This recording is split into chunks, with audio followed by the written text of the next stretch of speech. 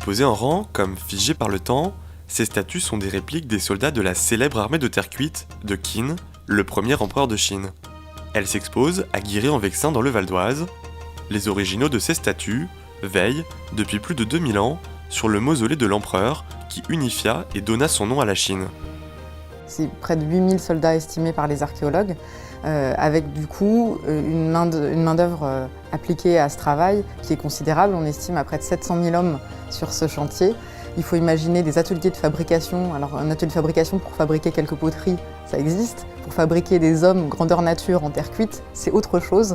Et les fours pour ensuite cuire ces ensembles, les peintres pour ensuite les mettre en couleur, creuser, installer ces soldats dans les fosses, c'est un travail considérable et on n'a pas d'équivalent dans le monde.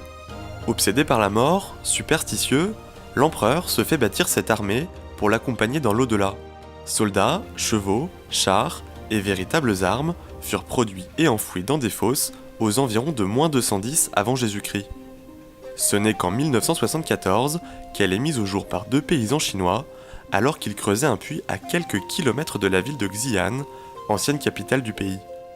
À la clé, une des plus grandes découvertes archéologiques du XXe siècle, aussi importante que celle de la tombe du pharaon Toutankhamon en 1922.